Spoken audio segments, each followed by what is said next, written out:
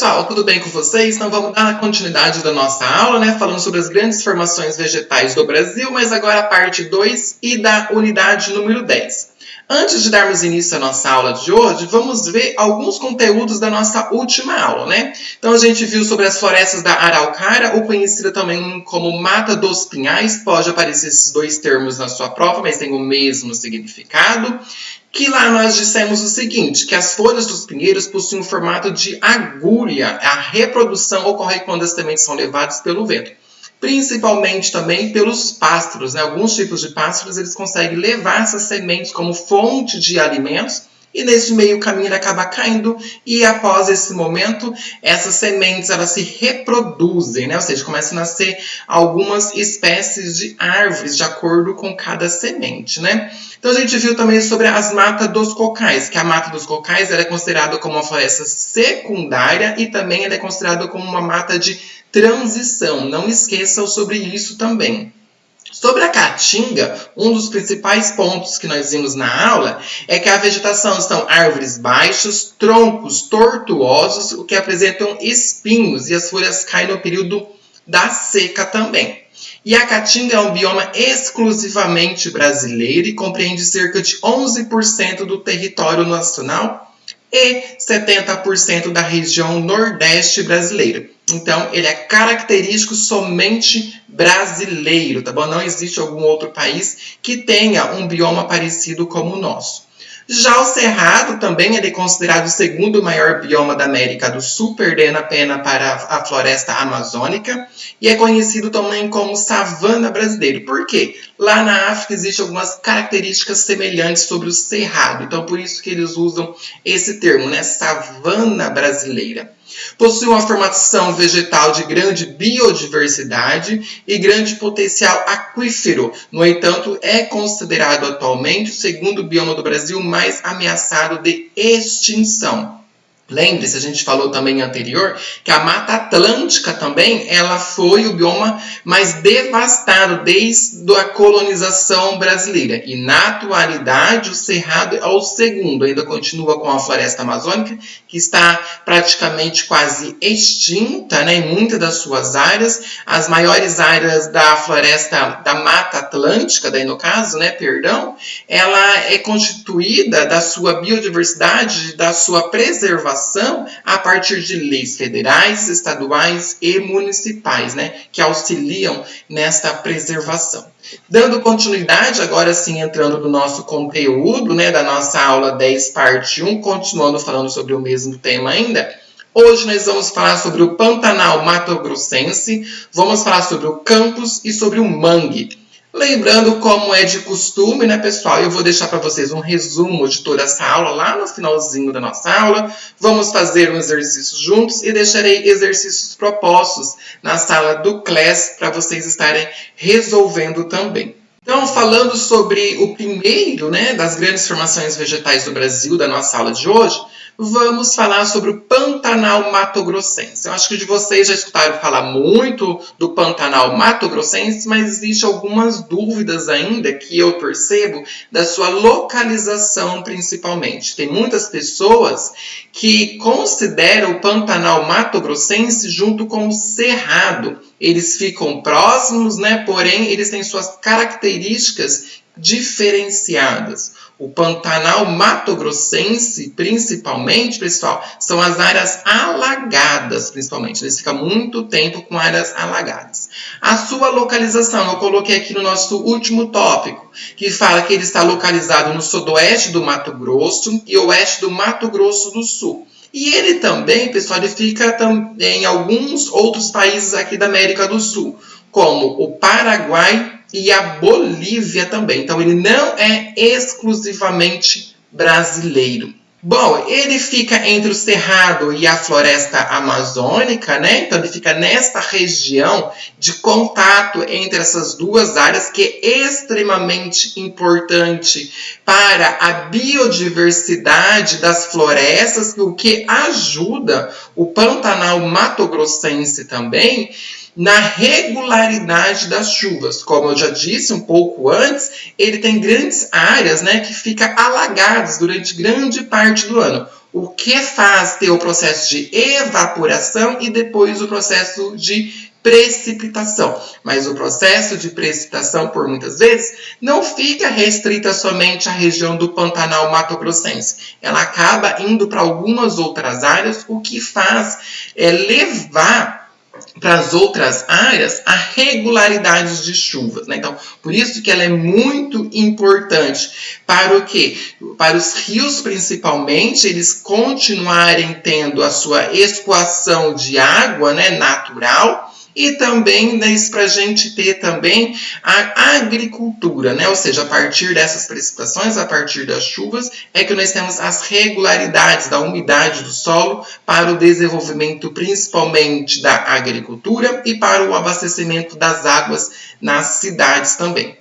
Lembrando que o Pantanal Mato-Grossense também, pessoal, ele é uma das regiões de ecossistemas mais diversificados do Brasil. Nós já falamos que tem alguns mais importantes, como a floresta amazônica, a Mata Atlântica, o Cerrado, mas o Pantanal Mato-Grossense, ele é muito importante, tem muita ecossistema, tem muita biodiversidade naquelas áreas, né? O que ajuda, né? Alguns cientistas ainda estão tentando descobrir ainda algumas espécies, tanto de animais como de vegetais existentes naquelas áreas. A vegetação, pessoal, ela é composta principalmente por florestas densas, cerrados e campos gramínosos. As espécies mais encontradas lá são os ipês, as orquídeas, os pequins e as palmeiras, né? É muito importante ter nessas localidades. Apesar de ser uma área alagada, nós temos muitas queimadas e destruição naquelas áreas também, para a expansão agrícola, principalmente aqui nas últimas décadas, né? Como mesmo eu disse, as áreas alagadas periodicamente são recobertas por vegetações campestres, ou seja, uma vegetação de meio porte, daí no caso, e também aquela vegetação que fica por cima das águas, né? Então a gente acaba nem conseguindo ver, por muitas vezes, as águas existentes pela a vegetação que existe naquela localidade. As espécies que ali ocorrem acompanham a dinâmica das cheias, como mesmo disse, tem épocas que estão mais cheias, tem épocas que estão menos cheias, mas em geral aquelas áreas elas ficam alagadas o ano todo. Somente algumas épocas que nós temos Laninha, El Ninho ou algum outro fenômeno climático é que aquelas áreas elas têm, às vezes, uma vazão maior de água, né? Ou seja, uma cheia maior, ou também nós podemos ter também uma seca um pouco mais predominante, né? As secas que ocorrem anualmente, que formam um ambiente muito biodiverso e único. Como mesmo já disse, não existe algum outro bioma, alguma outra área no território brasileiro que nós temos áreas tanto alagadas, né, como no Pantanal Mato-Grossense, tá bom? Essas são algumas características que eu trouxe, são as principais sobre o Pantanal Mato-Grossense. Lembrando que no texto da apostila de vocês tem algumas outras características. Por isso eu peço para vocês estarem também lendo a apostila de vocês que já está disponível para fazer o download. Aqui, pessoal, eu apresento para vocês as localizações, né? Onde que está localizado o Pantanal Mato-Grossense. Como eu mesmo disse anteriormente, algumas pessoas, às vezes, eles acabam confundindo, né? O Pantanal Mato-Grossense, daí no caso, como nós temos neste mapa, né, que é esse amarelinho, né? Então, olha só, aqui que está localizado o Pantanal Mato-Grossense, né? Então, vocês podem ver que pega alguns outros países, Bolívia e Paraguai, como eu mesmo disse, e nós temos o Mato Grosso do Sul e o Mato Grosso também. E essas outras áreas aqui, pessoal, eu estou passando, é que fica o Cerrado. Então, por muitas vezes, algumas pessoas acabam achando que toda esta área ela é do Cerrado, mas não é. Nós temos também a região do Pantanal mato-grossense. E aqui eu trouxe uma imagem, né? Como eu disse, né? Então são áreas mais alagadas que nós temos e algumas vegetações que ficam sobre essas águas. Por isso mesmo eu disse que por muitas vezes são áreas lagadas, mas quando nós vamos visitar essas regiões, nem percebemos, né, pessoal? Por quê? Nós temos as vegetações e as áreas, né, que são as áreas alagadas, ou seja, as áreas onde parece a água para nossa visão, por muitas vezes a gente não consegue ver pela a questão da vegetação que nós temos no Pantanal mato-grossense.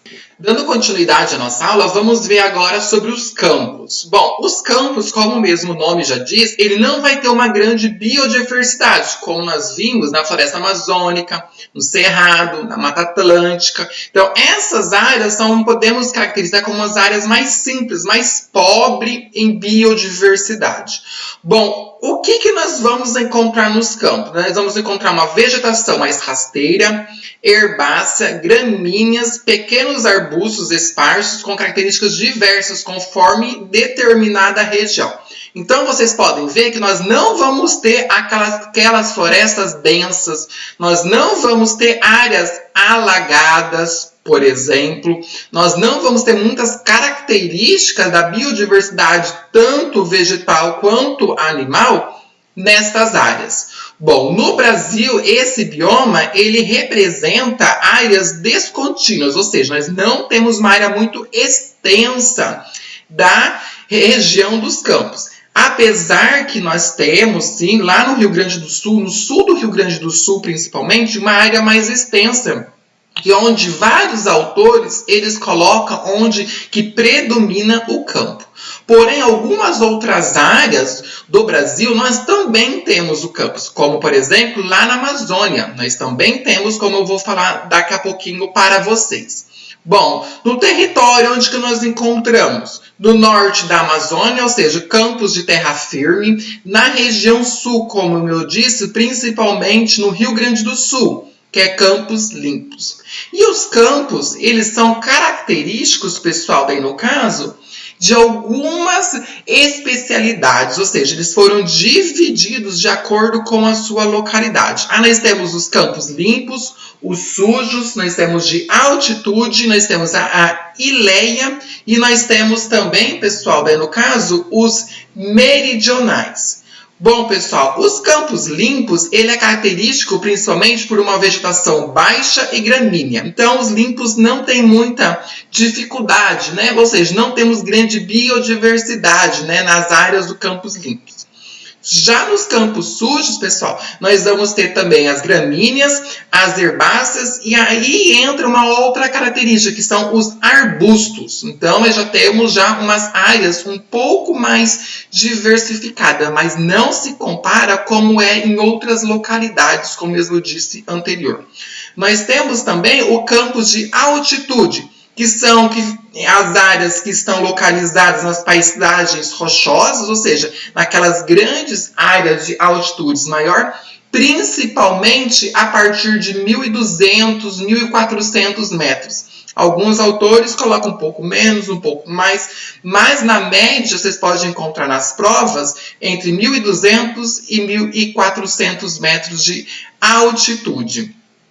Já os campos de ileia, pessoal, aí ela fica caracterizada lá na região da Amazônia, como eu disse mesmo. Então, é uma formação mais rasteira, encontrada na Amazônia, que são áreas pelas inundáveis, principalmente na Amazônia Oriental. Então, daí no caso, essas áreas de campo ileia, ela fica lá nas terras firmes lá da Amazônia, né? Então, ela não tem uma característica, ou seja, terras firmes, né, pessoal? São áreas o quê? De ileia, são áreas o quê? Rasteiras, né? São áreas mais pobres. Mesmo nós temos a Amazônia, uma área de biodiversidade muito grande, tanto vegetal quanto animal, existe algumas áreas, sim, da Amazônia que nós temos uma área mais pobre, né? Podemos dizer, entre aspas, da biodiversidade, que daí, no caso, é o campus de ileia. Já os campos meridionais, pessoal, são extensas áreas que ficam lá no sul do Rio Grande do Sul. Então, são áreas propícias propícias principalmente para a agropecuária, né? Ou seja, são aquelas áreas que nós temos grandes fazendas, grandes extensões, principalmente de gado, né? São áreas propícias para a produção agropecuária, perdão. Então, vocês podem ver que os campos ele é bem diferente das outras áreas que nós temos sobre o Brasil. São mais pobres, são mais simples em biodiversidade, em tanto quanto animal ou vegetal. Aqui eu vou trazer para vocês agora o campus, né, sua localização. Então, como mesmo eu disse, vários autores, eles acabam colocando, né, o campus aqui na região sul do Rio Grande do Sul. Olha só, vários mapas vocês podem estar fazendo, algumas pesquisas depois, ou vários livros didáticos, ou pré-vestibulares, ou quando vocês forem estudar nas universidades também, né? Principalmente na área da geologia, geografia, vocês vão ver, pessoal, que eles caracterizam principalmente sobre o sul do Rio Grande do Sul. Mas, como eu mesmo disse, existem algumas outras localizações. Aí, pessoal, vocês podem estar vendo que eu trago para vocês uma imagem como que é a região do campus, né? As suas principais vegetações. Vocês podem ver mesmo nesta figura que são áreas mais simples, não temos vegetações densas nessas áreas, são como se fosse um campo de futebol com muita grama, daí no caso, né, principalmente, né, que daí no caso, como eu disse, principalmente lá no Rio Grande do Sul, é utilizado para agropecuária. Tá bom? Então, ela é bem simples de ser entendido.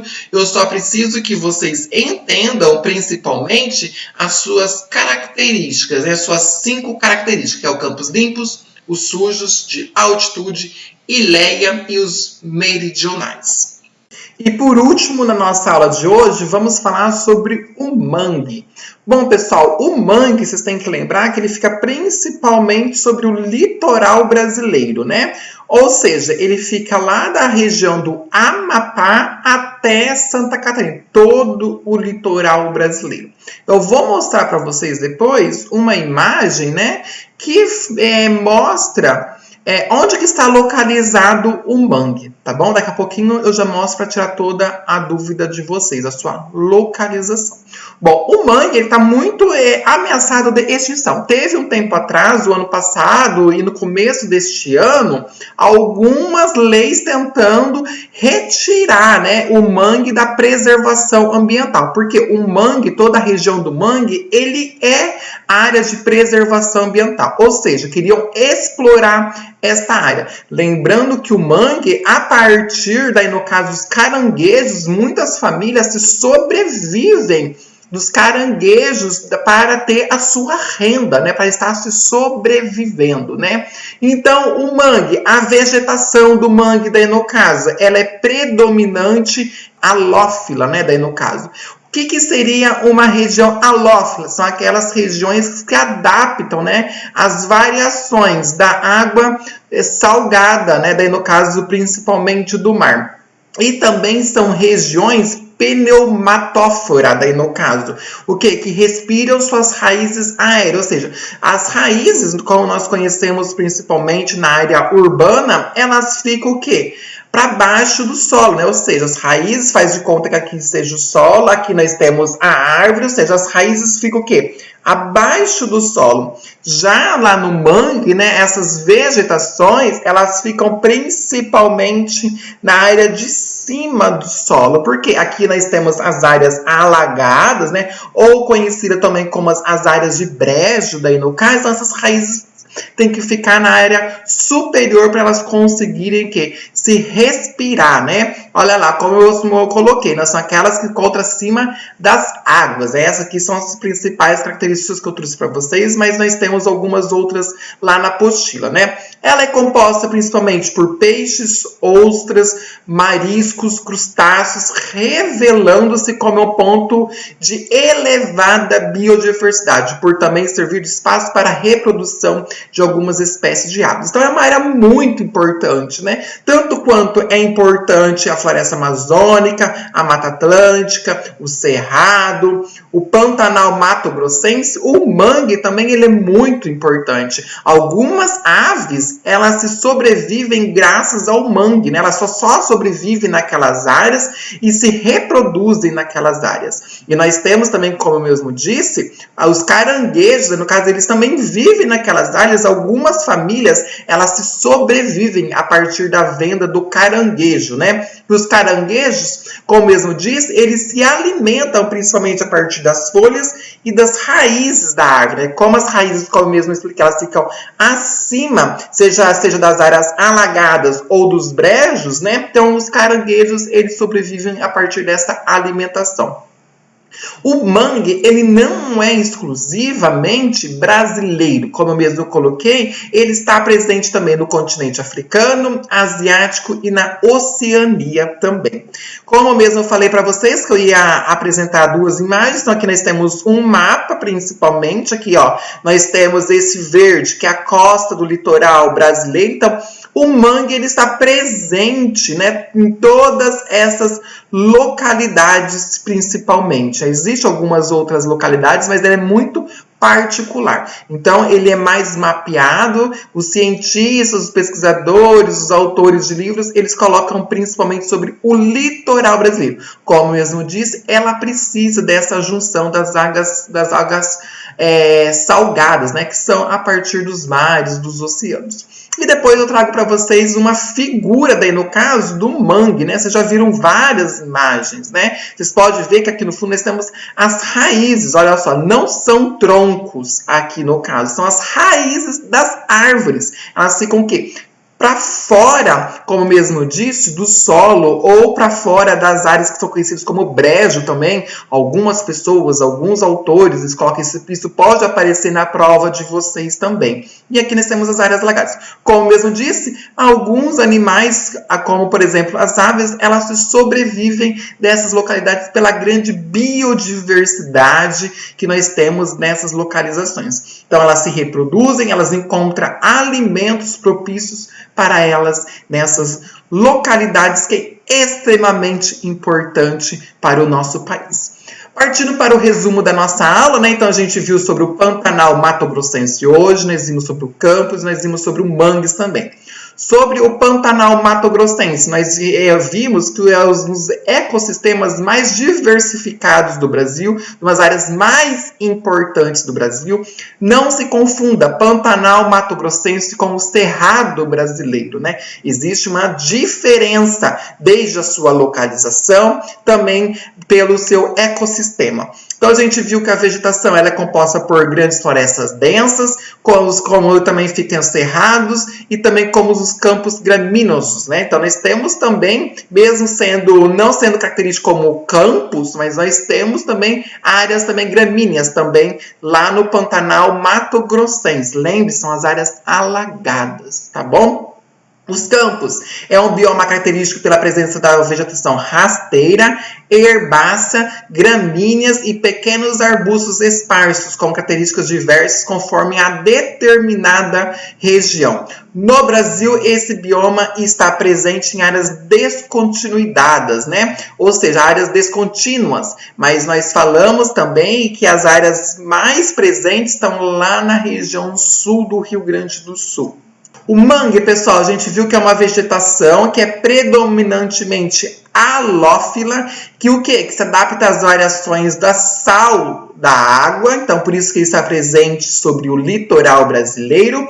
Também é uma vegetação pneumatófora. O que é? Aquelas árvores que respiram o que? Acima das águas do mar ou acima dos brejos, tá bom? Então não esqueça essas duas características sobre a região do mangue.